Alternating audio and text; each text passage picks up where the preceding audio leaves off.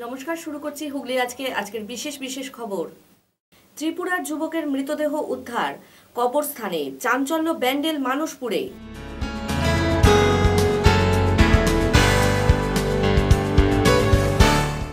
Note বাতিলের 5 মাস পরও পরিস্থিতি স্বাভাবিক নয়, চুঁচুড়ার মুখ্য ডাকঘরে।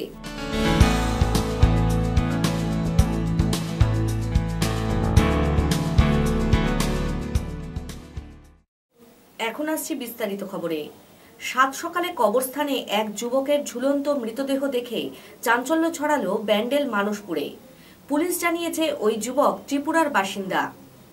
এক ব্যক্তির ঝুলন্ত মৃতদেহ দেখে ব্যাপক চাঞ্চল্য ছড়ালো। আজ সকালে ঘটনাটি ঘটেছে ব্যান্ডেল মানুষপুর এলাকায়। সকালে স্থানীয় বাসিন্দারাই ঘুম থেকে উঠে প্রথমে দেখতে পান কবরস্থানের ভিতরে একটি গাছে এক ব্যক্তির ঝুলন্ত মৃতদেহ। এরপরেই ব্যাপক চাঞ্চল্য ছড়ায়। ঘটনাস্থলে ভিড় জমান উত্তেজিত জনতারা। খবর যায় ব্যান্ডেল পিপিতে।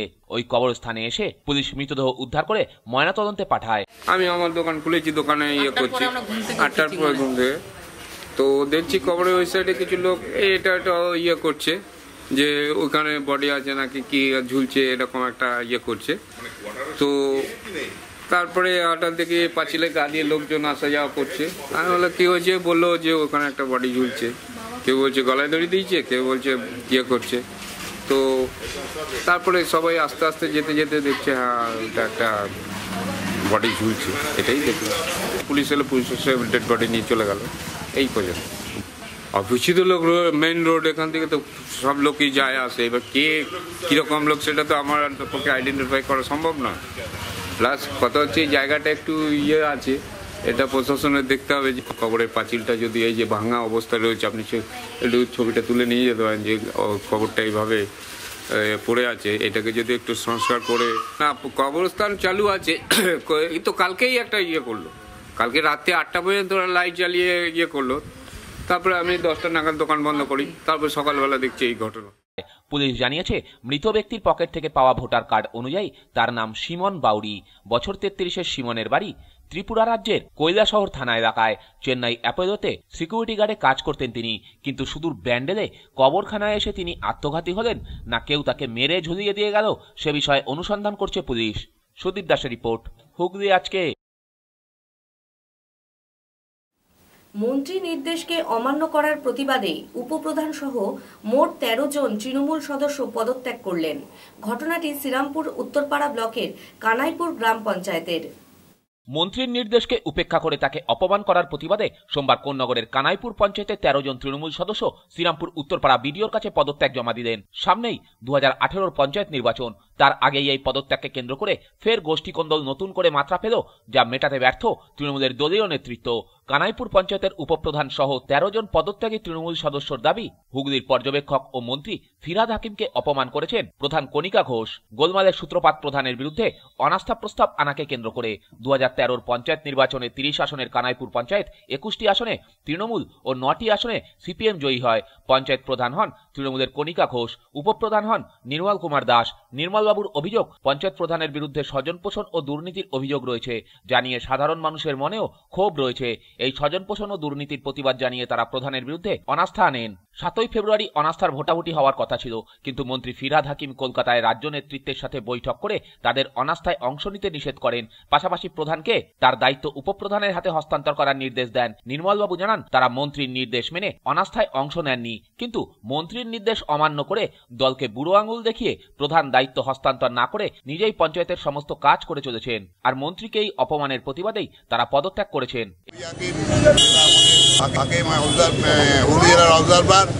এবং তার সঙ্গে উত্তরপাড়ার চেয়ারম্যান দিলীপ যাদব, প্রবীর ঘোষাল বিধায়ক, এরা সব ছিলেন। এবং দলের সভাপতি জেলা সভাপতি তপন দাসগুপ্তও ছিলেন ওই বিধানসভায়। সেখানে আমাদের ডেকে, যেদিনকে আমাদের 7 তারিখে অনাস্থা ছিল, অনাস্থার আগের দিন ডেকেছিলেন, ডেকে এটা মীমাংসা করেছিলেন যে অনাস্থায় তোমরা কেউ হাজির হবেন না, বোথ সাইডকে বলে দেওয়া হাজির হবেন না। কিন্তু অপোনেন্ট গ্রুপে প্রধানের সঙ্গে মাত্র 3 জন সদস্য ছিলেন, বাকি আমরা 14 জন ছিলাম। তাতে উনি বললেন যে ঠিক আছে, আমি একটা ব্যবস্থা করে দিয়েছি, আমি প্রধানের নামে অনেক কিছু শুনেছি, সেটা ক্ষমতা হস্তান্তর করতে হবে।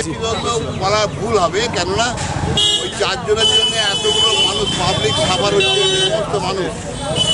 ওই 4 জন কয়েকজনের জন্য সমস্ত পঞ্চায়েত বাদী খাবার হচ্ছে। যে কোনো ব্যাপারেই তারা যে দুর্ব্যবহার করছে তাতে মানুষ অতিষ্ঠ হয়ে গেছে, যার জন্য আমরা মানুষের সঙ্গে আছি বলেই মানুষের কথার সায় দিয়ে আজকে আমরা এই পদত্যাগ করছি। এ বিষয়ে শ্রীরামপুর উত্তরপাড়া পঞ্চায়েত সমিতির সহ সভাপতি আচ্ছালাল যাদব বলেন, প্রধানের বিরুদ্ধে অনাস্থা আনাকে কেন্দ্র করে দলের মধ্যে একটা মত পার্থক্য তৈরি হয়েছিল। দলীয় নেতৃত্ব বৈঠক করে সমস্যার সমাধান করতে পারেনি, তাই সদস্যরা আজ পদত্যাগপত্র জমা দিয়েছেন বিডিওতে। কারণ তত দীর্ঘদিন ধরে একটা ডিফারেন্স অফ ওপিনিয়ন পঞ্চায়েত মেম্বারদের মধ্যে প্রধানের বিরুদ্ধে চলছিল। আমাদের জেলা নেতা, স্থানীয় বিধায়ক, আমাদের জেলার অবজারভার সবাই নিয়ে এটাকে আলোচনা করে একটা জায়গা আনার চেষ্টা করেছিল। আনফর্চুনেটলি মাননীয় প্রধান যে নির্দেশ মাননীয় আমাদের জেলা অবজারভার যেটা দিয়েছিলেন সেটা উনি মানেননি। ভিডিওতে এসে বললেন যে আমার কোনো নির্দেশ নেই। তার প্রতিফলন আবার অবজারভার কাছে এনারা অ্যাপ্রোচ করেন। উনি বলেছিলেন যে আমি এর ব্যবস্থা নেব নিশ্চিতভাবে, কিন্তু আশ্বাস দিনের পর দিন এরা পেয়ে যাচ্ছে। এটাতেও প্রায় 1 মাস 15 দিন হয়ে গেল। মানুষের ধৈর্য সীমা কখনো কখনো হারিয়ে ফেলে। সবই তৃণমূলের সদস্য, সবই তৃণমূলের কর্মী, অত্যন্ত বরিষ্ঠ কর্মী। আজকে দিনে নিশ্চিতভাবে তাদের মনে কোথাও আঘাত হয়েছে বলে আজকে এটা ঘটেছে। দল নিশ্চিতভাবে এটা নিয়ে আলোচনা করবে, এদের সঙ্গে বসে এটা কি করা যায় পজিটিভলি যাতে আমাদের পঞ্চায়েত থাকে। যদিও আজকে এই রিজনেশনের পর আমরা সংখ্যাগরিষ্ঠতা যেটা ছিল সেটা আমরা হারিয়েছি, নিশ্চিতভাবে আমরা হারিয়েছি, কিন্তু দল জেলার নেতৃত্ব নিশ্চিত কোনো না কোনো একটা ব্যবস্থা নেবে। পদত্যাগের কথা স্বীকার করে নেন শ্রীরামপুর উত্তরপাড়া ব্লক উন্নয়ন আধিকারিক তমাল বরণ ডাকুয়াও। তবে এ বিষয়ে পঞ্চায়েত প্রধান কণিকা ঘোষ তার বিরুদ্ধে ওঠা সমস্ত অভিযোগ অস্বীকার করেন। তিনি বলেন, এ বিষয়ে যা বলার রাজ্য নেতৃত্বকেই বলবেন। ব্যুরো রিপোর্ট, হুগলি আজকে। অবশেষে আলু যাচ্ছে বাইরের রাজ্যে। আজ তারকেশ্বর থেকে 42,000 প্যাকেট আলু উড়িষ্যা পাঠানো হলো। খুশি চাষি ভাইরা।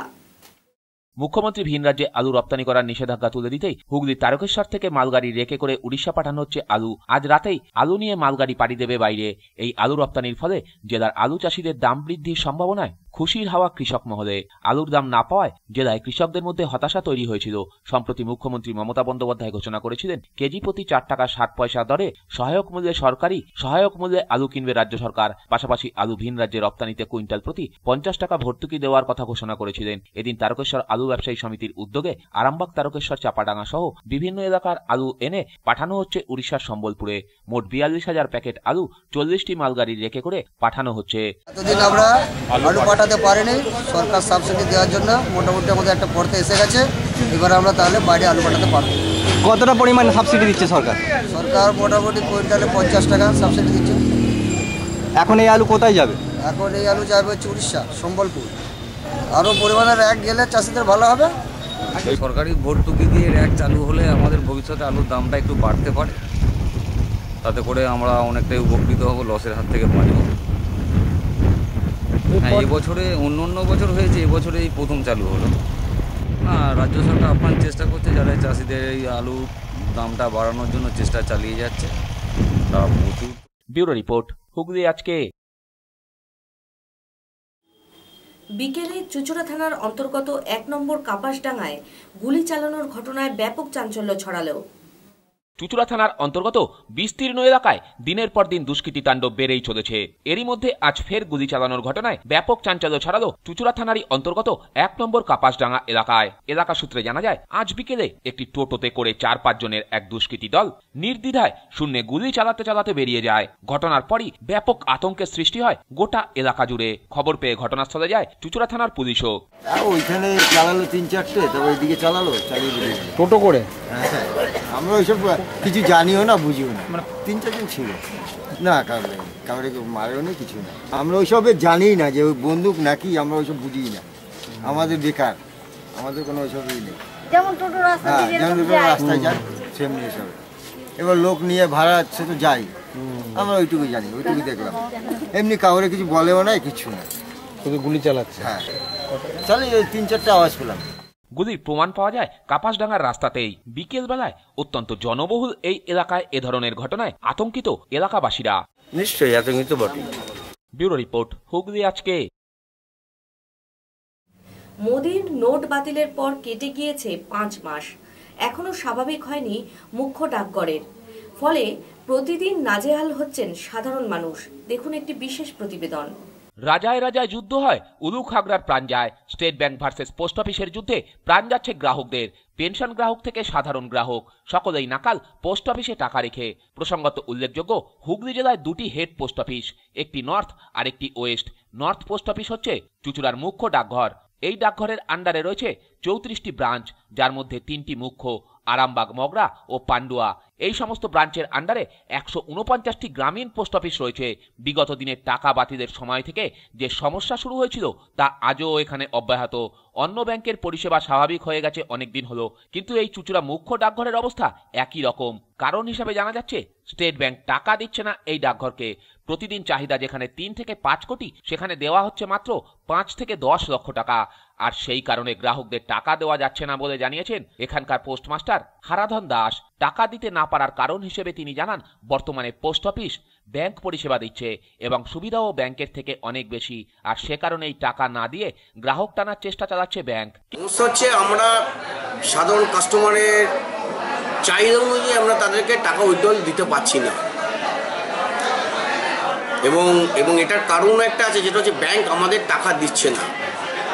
আমরা সাধারণত ধরুন আমাদের 38টা সাব পোস্ট অফিস, তার আন্ডারে 149টা ব্রাঞ্চ পোস্ট অফিস।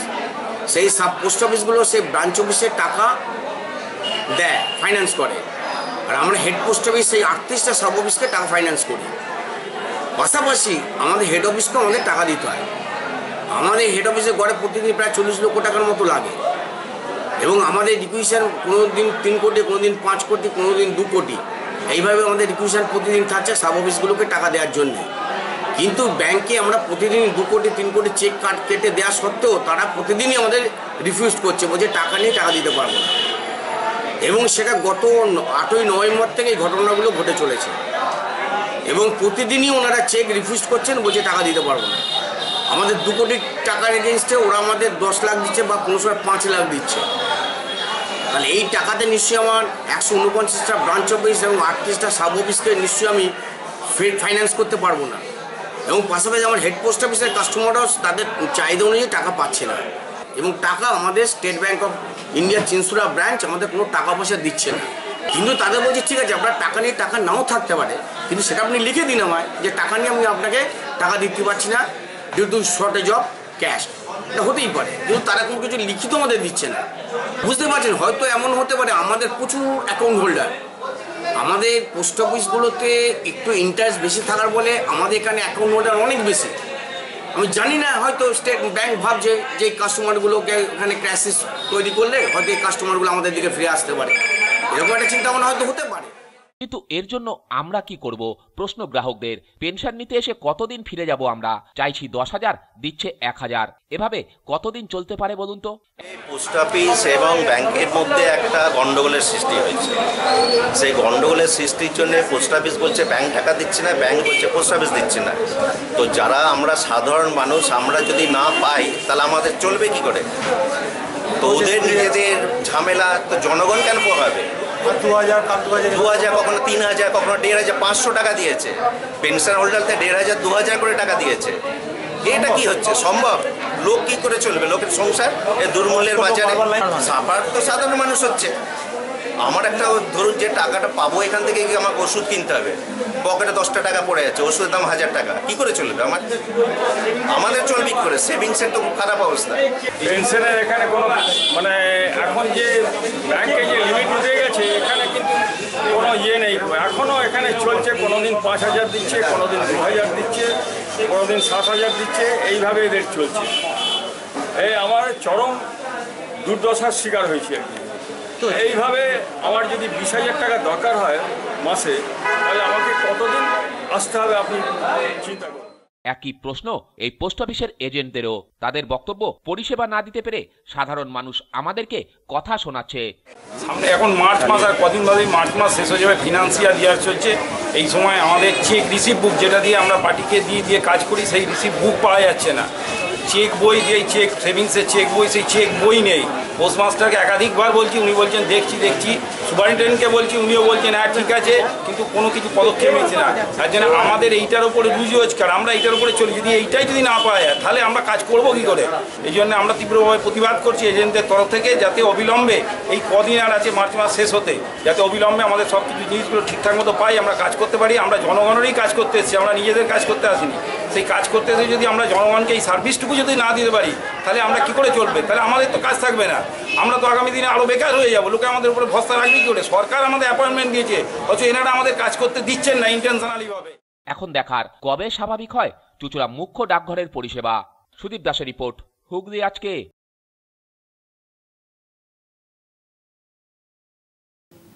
বিধায়কের এলাকা উন্নয়নের তহবিলের অর্থানুকূল্যে একটি শ্মশান ঘাটের পথ চলা শুরু হলো গুড়াপের পলাশীতে। গ্রামের মানুষের দীর্ঘদিনের ইচ্ছা অবশেষে পূরণ হলো। এতদিন পর্যন্ত ধনিয়াখালী বিধানসভার অন্তর্গত গুড়াপের পলাশীতে ফাঁকা জায়গাতেই ছিল শ্মশানঘাট। ফলে ঝড় বৃষ্টিতে দাহ করতে অত্যন্ত সমস্যায় পড়তেন স্থানীয় বাসিন্দারা। ধনিয়াখালীর বিধায়ক অসীমা পাত্রর এলাকা উন্নয়ন তহবিলের অর্থানুকূল্যে অবশেষে এই শ্মশানঘাটটি নবরূপে নির্মিত হলো। সম্পূর্ণ ঘেরাও এই শ্মশানঘাটে এবার থেকে ঝড় বৃষ্টিতেও দাহ করতে কোনো রকম অসুবিধা হবে না। আজ এই শ্মশানঘাটেরই ফিতে কেটে আনুষ্ঠানিক উদ্বোধন করেন বিধায়ক অসীমা পাত্র। বহুদিন পর তাদের আশা পূর্ণ হয়, খুশি এলাকাবাসীরা। গ্রামের মানুষের বহুদিন ধরে প্রত্যাশা ছিল আমাদের এই শ্মশানটি নতুন করে তৈরি হোক। আমরা ফাঁকা জায়গা তো দাহ করতাম, তো মাননীয় অসীমা পাত্রকে বলা করার পর আমাদের এটাকে স্যাংশন করেছিলেন। তো আজকে এই শ্মশানটি নতুন করে উদ্ঘাটন করা হলো এবং গ্রামের মানুষ এতে খুব খুশি যে আমাদের দাহ করার জন্য জলে ভিজতে হবে না বা রোদ্দুরে পড়তে হবে না। আমরা গ্রামের মানুষ খুব খুশি। আগে ফাঁকা জায়গা দেওয়া হতো, একটা মাঠে যেমন ফাঁকা জায়গায় হতো, হাওয়াতে অনেক সময় শ্মশান নিভে যেত, তো তার ফলে আমাদের খুব কষ্ট ভোগ করতে হতো। কিন্তু এখন আমরা খুব খুশি যে একটা ছাউনির উপরে বা পানীয় জলের অভাব নেই, থাকবার আশ্রয় আছে, বা দাহ করার জন্য যারা আসবে তারা মোটামুটি ধরুন ভালো জায়গাটা বসতে পাবে। এটা আমরা খুব খুশি গ্রামের মানুষ, এবং পঞ্চায়েতের উদ্যোগে এটা হয়েছে। পঞ্চায়েতকেও আমরা ধন্যবাদ জানাই, আমাদের মাননীয় মন্ত্রী অসীমা পাত্রকে আমরা ধন্যবাদ জানাই যে গ্রামের মানুষের জন্য এটা ভেবেছেন। প্রবীর বসু রিপোর্ট, হুগলি আজকে। বৈচি গ্রাম মাঝি পরগনা মহলের উদ্যোগে রঘুনাথ মুর্মু উচ্চ অলিচিকি বিদ্যালয়ে বার্ষিক ক্রীড়া প্রতিযোগিতা অনুষ্ঠিত হলো। বৈচিগ্রাম মাঝি পরগনা মহলের উদ্যোগে পণ্ডিত রঘুনাথ মুর্মু অলিচিকি স্কুলের পরিচালনায় স্কুলের ছেলে মেয়েদের নিয়ে অনুষ্ঠিত হলো এক বাৎসরিক ক্রীড়া প্রতিযোগিতা। প্রতিযোগিতায় 12টি ইভেন্টে মোট 200 জন প্রতিযোগী অংশগ্রহণ করে। প্রতিযোগিতায় ছিল তীর ছোড়া, মাথায় হাড়ি নিয়ে দৌড়, হাড়ি খোঁজা, হাড়ি ফাটানো ইত্যাদি। সবশেষে সফলতা অর্জনকারীদের হাতে পুরস্কার তুলে দেওয়া হয়। এরপর এক সাংস্কৃতিক অনুষ্ঠানও মঞ্চস্থ হয়। সমগ্র অনুষ্ঠান প্রসঙ্গে সংস্থার সম্পাদক জানান, অলিচিকি স্কুলের পরিচালনায় এবং বাটিকা বৈশী অঞ্চল মাঝি পরগনার সহযোগিতায় অলিচিকি স্কুলের ছাত্রছাত্রীদের আরও অন্যান্য গ্রামের অংশগ্রহণকারীও এখানে অংশগ্রহণ করেছে। এই বছরে আমরা প্রথম এই অনুষ্ঠানটা স্পোর্টসটা করছি।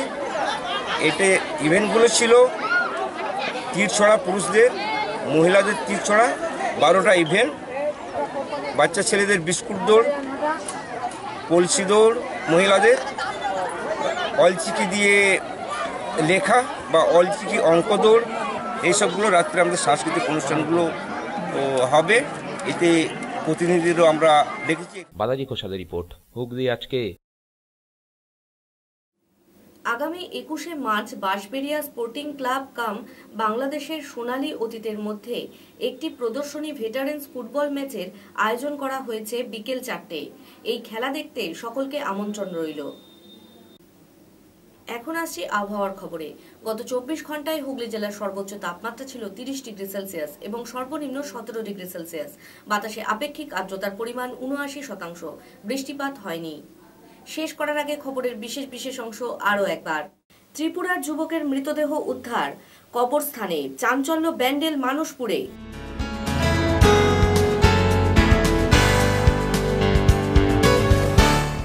নোট বাতিলের 5 মাস পরও পরিস্থিতি স্বাভাবিক নয়, চুঁচুড়ার মুখ্য ডাকঘরে।